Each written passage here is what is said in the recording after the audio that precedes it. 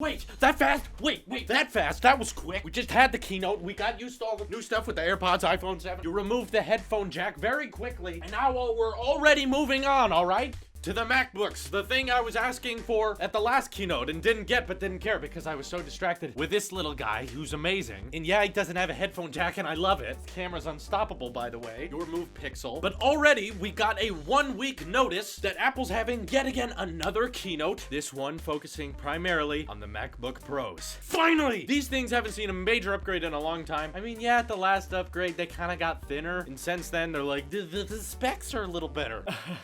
Yeah. And then they released those 12-inch MacBooks not long ago. It was kind of a long time ago, but it feels like they're still new just because they're so razor thin. I tried one out. I loved it. The colors were amazing, but it doesn't have great specs. So now we're going to bring that kind of design and intuitiveness to the Pro models. Thank you. So for those of you nerds wondering about...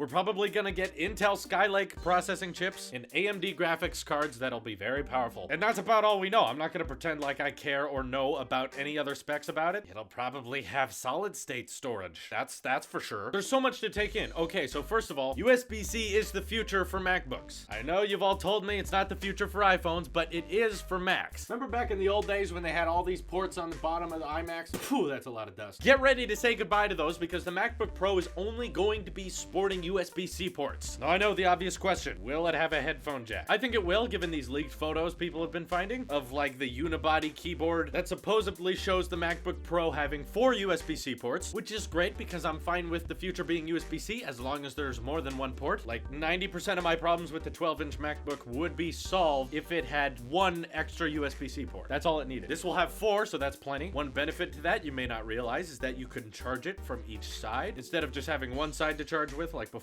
However, the question does come up because Apple was actually polling their MacBook Pro users how often they use their headphone jack. Like, do they use it often? So we know that Apple's at least considering removing it on the MacBook.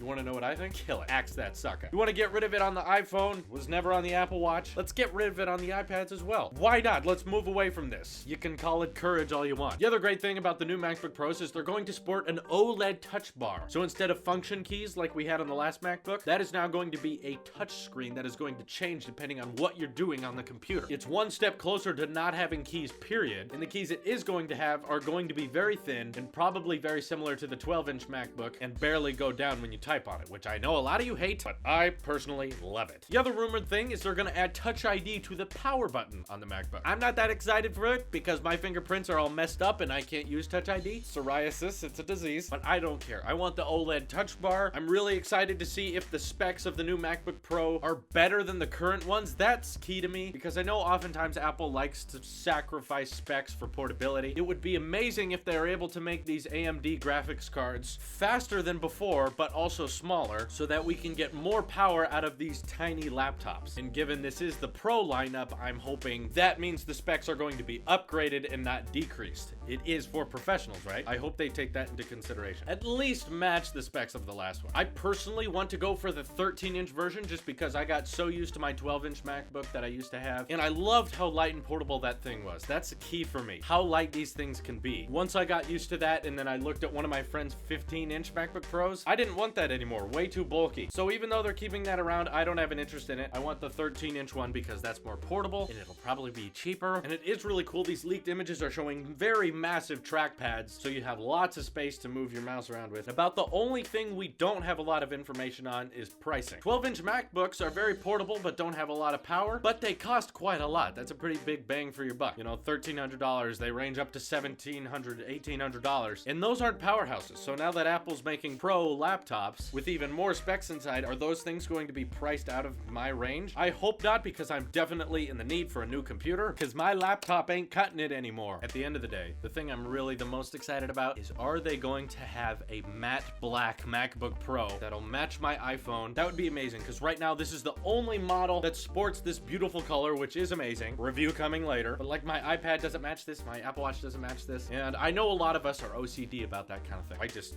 really hope they don't make a jet black black MacBook. That thing would scratch like there's no tomorrow. Just wouldn't be good at all. No. I hope you are all excited as I am. I'm definitely gonna be watching the keynote live and live tweeting it, so follow me on Twitter at Tailosive Tech. And if I can't afford it, make sure to check out our Patreon so you can send me money, because I'll need it after I buy the MacBook. If you want me to review anything after that, I'm gonna be pretty cold broke. Anyway, realistically, it's going to be very interesting to see where Apple heads with the new MacBooks, given they're really the only company that makes just laptops. Most companies nowadays are trying to make some weird tablet touchscreen laptop hybrid, but not Apple. They're just sticking to how good a regular laptop can be. So let's see how cool they are and how expensive they are. This is your Apple Chief here, and I will see you in the next one.